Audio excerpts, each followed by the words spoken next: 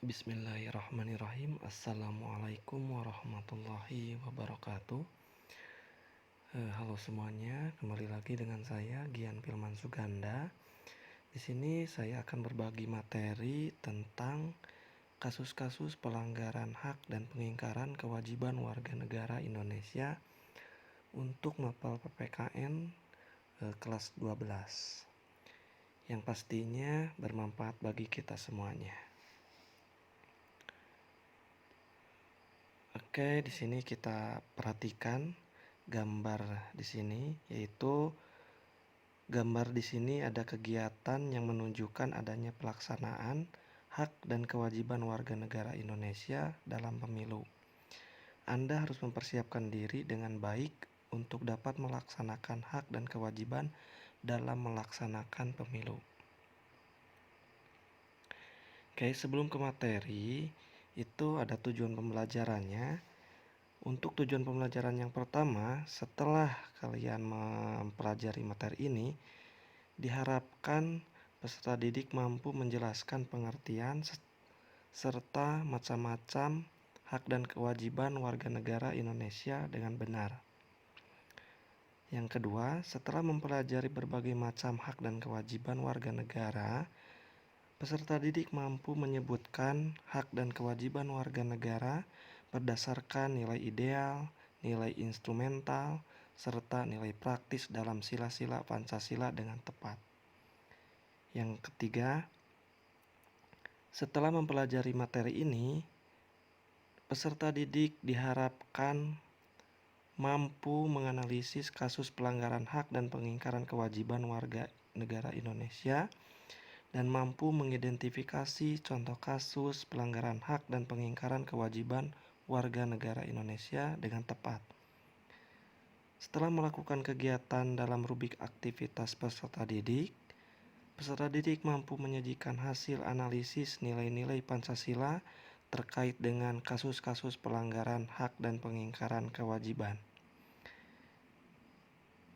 Yang keempat, setelah mempelajari materi di bab ini, peserta didik mampu menganalisis upaya pemerintah maupun warga negara dalam mengatasi maupun mencegah terjadinya pelanggaran hak dan pengingkaran kewajiban warga negara dengan tepat. Oke, dari kasus pelanggaran dan pengingkaran kewajiban ini dibagi menjadi 3 bagian. Yang pertama ada makna hak dan kewajiban warga negara. Kedua, kasus pelanggaran hak dan pengingkaran kewajiban warga negara. Dan yang ketiga, penanganan pelanggaran hak dan kewajiban warga negara. Baik, untuk yang pertama ada makna hak dan kewajiban warga negara.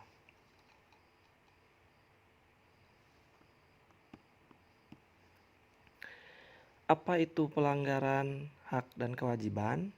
Pelanggaran hak dan kewajiban merujuk pada tindakan atau perilaku yang melanggar atau mengabaikan hak-hak orang lain atau kewajiban yang harus dipenuhi.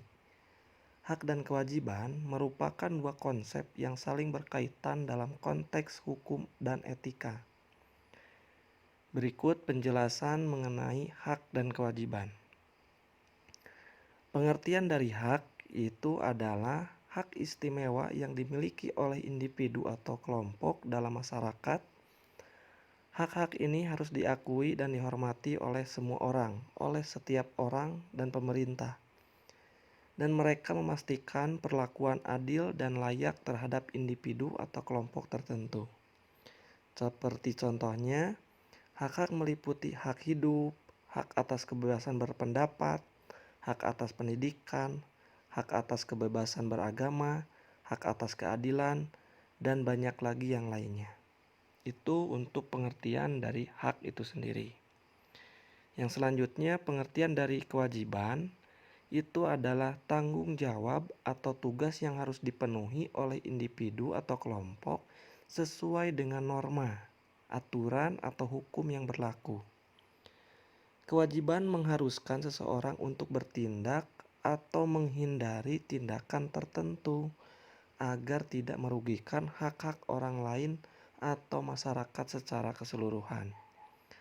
Seperti contohnya, kewajiban meliputi membayar pajak, menghormati hak-hak orang lain, menghormati aturan lalu lintas, dan menjaga lingkungan, dan lain-lainnya.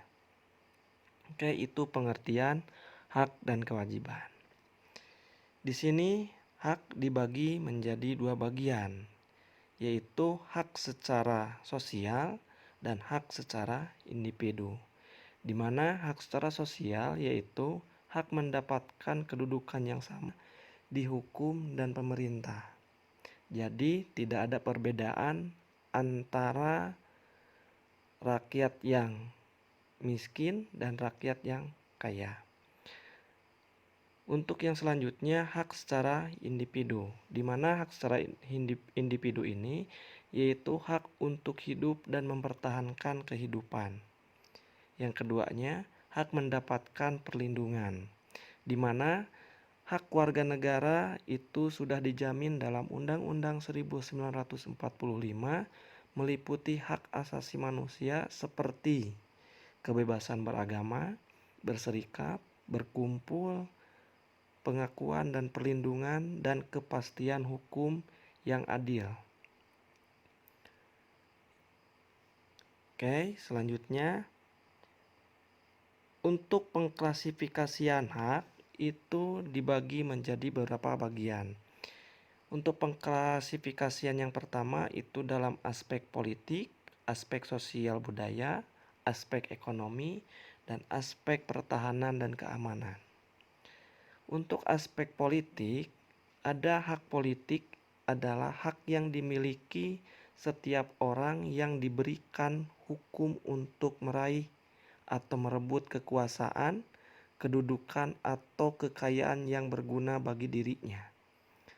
Penyaluran hak politik tersebut diantaranya diwujudkan melalui pemilihan umum atau pemilu. Pemilihan umum ini merupakan suatu sarana untuk menyalurkan hak politik warga negara dipilih dan memilih, ikut dalam organisasi politik maupun mengikuti langsung kegiatan kampanye pemilu.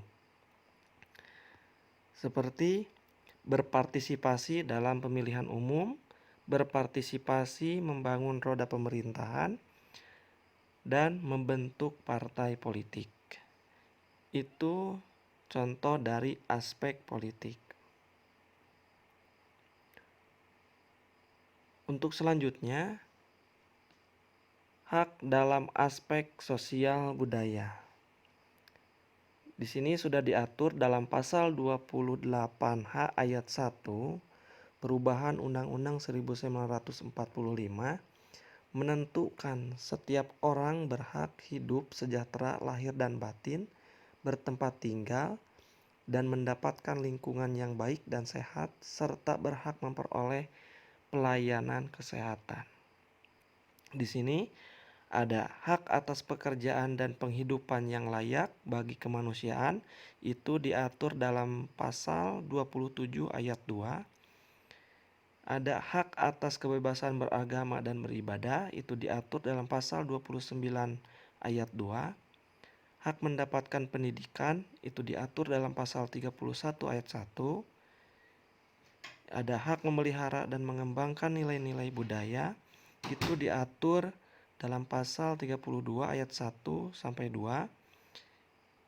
Yang terakhir ada hak mendapatkan kesejahteraan sosial pasal 34 ayat 1 sampai 4. Itu aspek sosial budaya.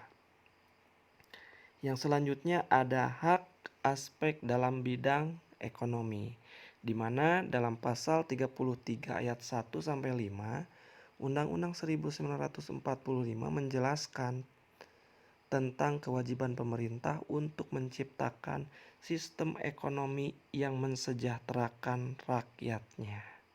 Itu seperti hak dalam mendapatkan pekerjaan, hak mendapatkan upah, hak mendapatkan kerja yang aman dan sehat, hak untuk mendapatkan jaminan kesejahteraan ekonomi, dan hak untuk serikat buruh. Itu aspek dalam bidang ekonomi. Dan yang terakhir ada hak aspek dalam bidang pertahanan dan keamanan. Itu diatur dalam pasal 30 ayat 1 Undang-Undang 1945 mengatakan bahwa setiap warga negara berhak dan wajib ikut serta dalam usaha pertahanan dan keamanan negara. Artinya bahwa setiap warga negara Indonesia mempunyai hak yang sama, yaitu hak untuk ikut serta dalam menjaga pertahanan dan keamanan negara.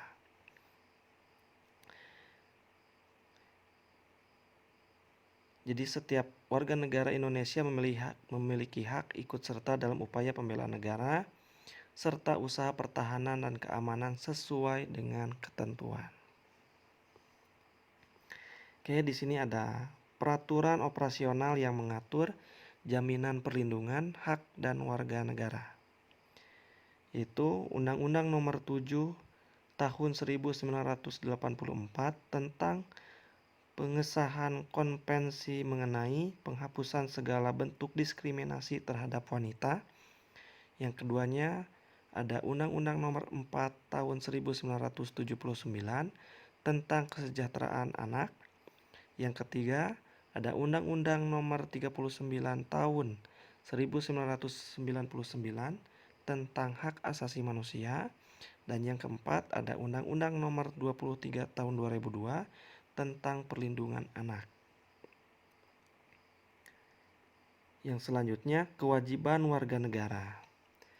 Kewajiban warga negara mencakup seperti membayar pajak sebagai kontribusi utama kepada negara, membela tanah air, berpartisipasi dalam pertahanan dan keamanan negara, menghormati hak asasi manusia yang lainnya, mematuhi pembatasan peraturan dan kewajiban lainnya yang diatur dalam undang-undang, seperti patuh kepada peraturan perundang-undangan, ikut serta dalam upaya pembelaan negara, menghormati hak orang lain, dan tunduk pada pembatasan yang ditetapkan oleh undang-undang. Body, I'm an icon, and my girl about a 10. I should fuck her in a